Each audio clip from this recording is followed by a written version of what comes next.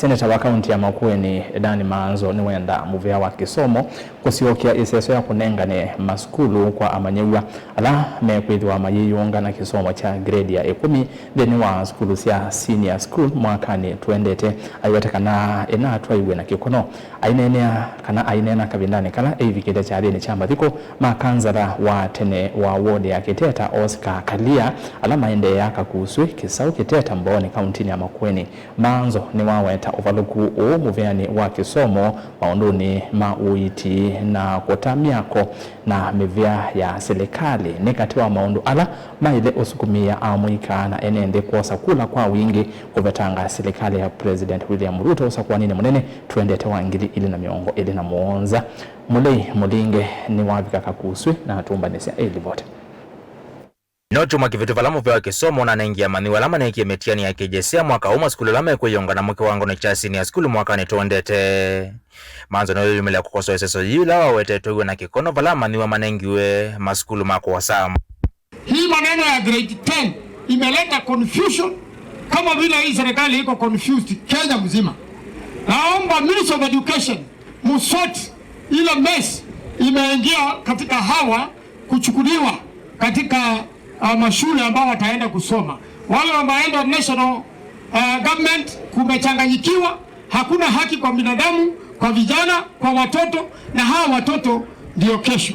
Manzo aende kukosoa serikali wa President William Ruto kwa kilao watoto valukita muveni wa uiti kisomo na mvea ngimbe wa miaka 3 tina ukosa uteleva wa ndhi ya Kenya. Umeona mambo kama kuuza KPC, mtambo ya mafuta. Mtambo wa mafuta ni mali ya serikali ya Kenya. Huwezi uza hiyo bila kuleta bunge na bila kuharibu na kwa kuharibu sheria ya Kenya. Hapo kuna shida. Huwezi uza nchi yote. Kila kitu ya hii nchi uuze. Na kwa hivyo naomba wa Kenya, najua Kenya wamehangaika sana Kenya hii. Wamehangaishwa na serikali ya Ruto. Wamehangaishwa na uongozi mbaya wa Ruto. Sababu nchi haendeshwi namna hiyo. Ministers wake hakuna wala mtu anasema chochote. Bunge yenyewe haimuangalii Ruto. Dawa ya rais ni bunge. We have a government and a president who is not checked. A president's power must be checked by parliament and by the people. Baidhi ya nende na munoa muika kutumia ivuselaji ende ya wosa wakula kuyandikithia takuni makula kwa wingine kanako vindo otongu yosa kwa nini tondete wa mwaka wangilili na miangoli na muonza. Tafadhali naomba vijana wote Kenya, kama hujajiandikisha chukua kitambulisho. Ya pili, kura inaandikishwa kupiga, andikisha kupiga kura. Sisi tunataka kumuonyesha William Ruto ya kwamba Kalonzo Musyoka sio mjinga vile anafikiri. Na niseme na tangazi hapa ya kwamba of late William Ruto kama rais wa Kenya ameonyesha eccentric behavior kwa mambo kadha wa kadha. Maongelezi kama haya ya kutusi viongozi baada ya kufanyia Wakenya kazi imelete tatizo kubwa sana, na Wakenya wengi usahihi wanafikiri ya kwamba kuna shida mahali ya kiakili, na dawa ya hiyo iko kwa article 144 ya katiba ya Kenya. Mtu akishindwa kufanya kazi sababu kichwa yake inamsumbua, na tumeona hiyo tabia mara kwa mara.